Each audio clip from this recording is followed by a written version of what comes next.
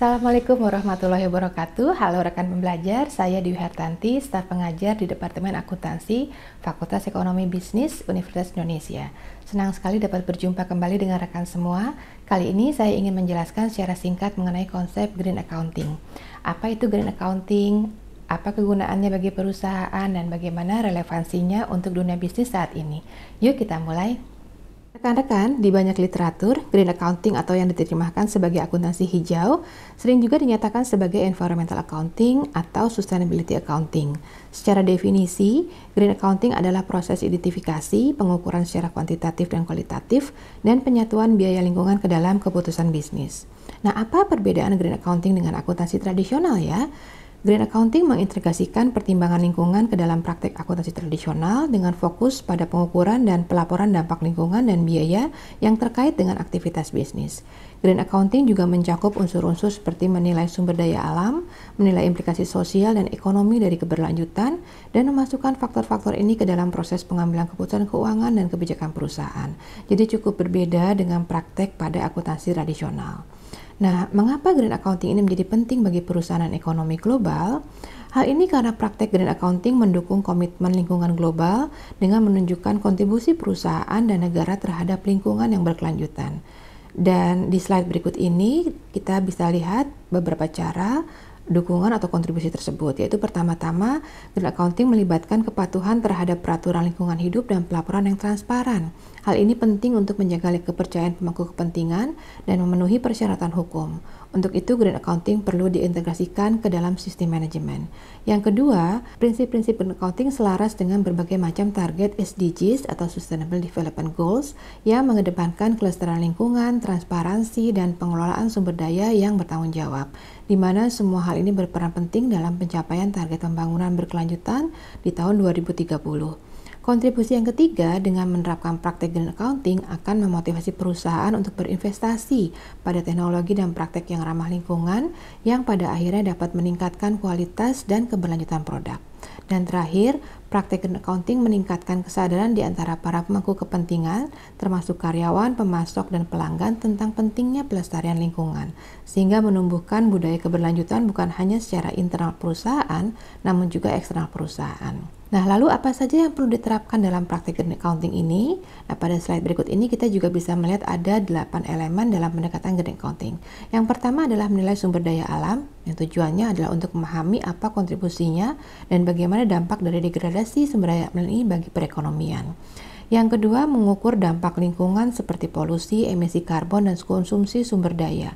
Kuantifikasi ini sangat penting untuk menilai dampak sebenarnya dari aktivitas ekonomi terhadap lingkungan. Yang kedua, mengukur dampak lingkungan seperti polusi, emisi karbon, dan konsumsi sumber daya. Kuantifikasi ini sangat penting untuk menilai dampak sebenarnya dari aktivitas ekonomi terhadap lingkungan. Yang ketiga, menilai implikasi sosial dan ekonomi yang sifatnya lebih luas dari praktek keberlanjutan, termasuk pengaruhnya terhadap tanggung jawab sosial perusahaan dan kinerja lingkungan secara keseluruhan. Berikutnya, memasukkan faktor lingkungan ke dalam keputusan keuangan, yang tujuannya adalah untuk memastikan bahwa keberlanjutan adalah pertimbangan utama dalam strategi bisnis. Yang kelima, pengembangan indikator ekonomi hijau, di mana indikator-indikator ini membantu dalam melacak dan melaporkan kinerja keberlanjutan organisasi dan memberikan gambaran yang jelas mengenai dampak lingkungannya. Berikutnya, kepatuhan dan pelaporan lingkungan, yang tujuannya memastikan kepatuhan terhadap peraturan lingkungan hidup dan pelaporan dampak lingkungan yang transparan yang penting untuk keberhasilan penerapan akuntansi ramah lingkungan. Yang ketujuh adalah efisiensi biaya dan manajemen sumber daya yang dilakukan dengan mengidentifikasi area yang perlu ditingkatkan seperti penghematan energi dan pengurangan limbah. Dan terakhir, mengintegrasikan Green Accounting dengan praktek sumber daya manusia, di mana hal ini dapat menumbuhkan budaya keberlanjutan dalam organisasi, meningkatkan reputasi dan komitmen mereka terhadap tujuan lingkungan. Nah, lalu adakah manfaat Green Accounting bagi perusahaan? Penelitian terdahulu mengungkapkan perusahaan mendapatkan banyak manfaat positif, antara lain pertama, terjadinya penghematan biaya melalui efisiensi sumber daya, di mana hal ini dicapai dengan penerapan teknologi dan inovasi yang efisien dan ramah lingkungan.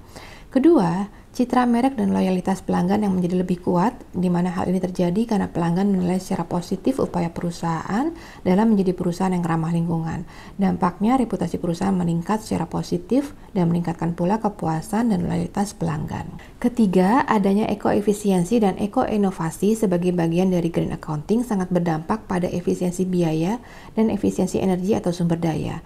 Sehingga hal ini menyebabkan kinerja perusahaan akan meningkat baik dari sisi lingkungan hidup maupun dari sisi keuangannya. Dan terakhir, green accounting sangat menekankan pada penerapan manajemen sumber daya alam, sehingga akan sangat mengurangi resiko yang terkait dengan kelangkaan sumber daya alam. Nah, rekan-rekan pembelajar, apa saja ya metode-metode atau tools-tools yang biasa digunakan oleh perusahaan dalam menerapkan green accounting ini?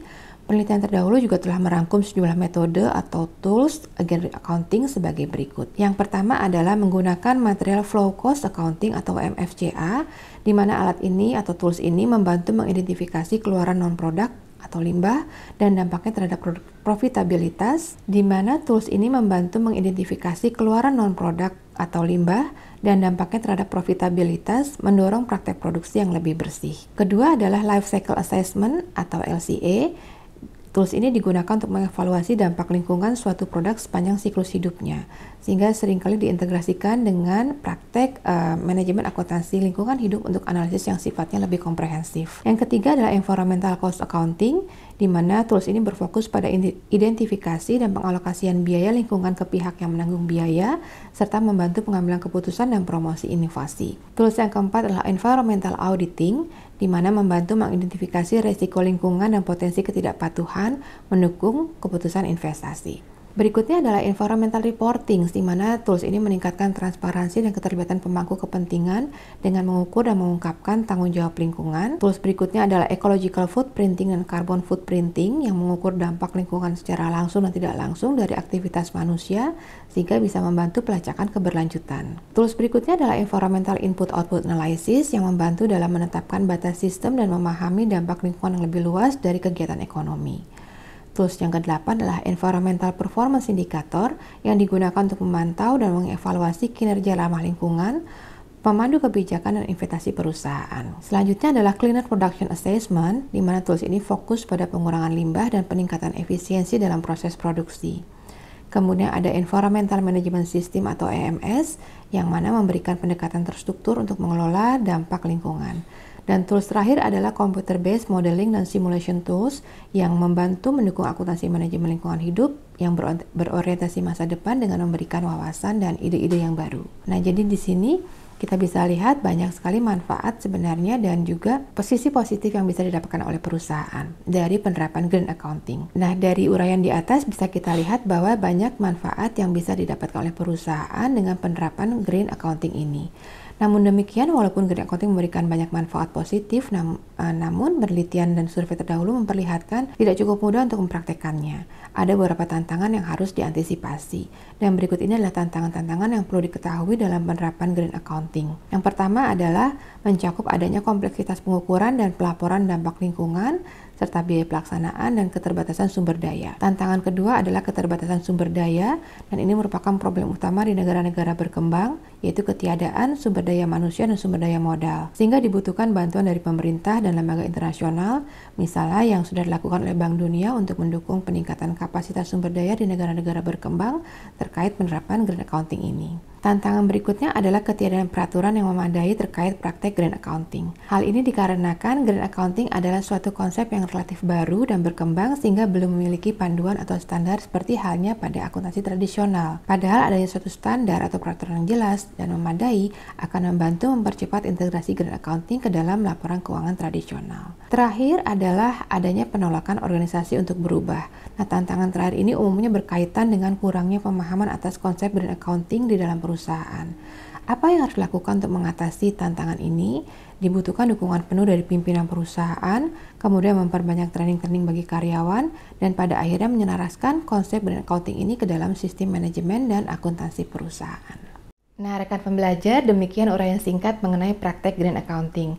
Mudah-mudahan materi pada video kali ini dapat memberikan pemahaman bagi rekan-rekan semua mengenai apa itu Green Accounting dan bagaimana pentingnya praktek Green Accounting dalam dunia bisnis.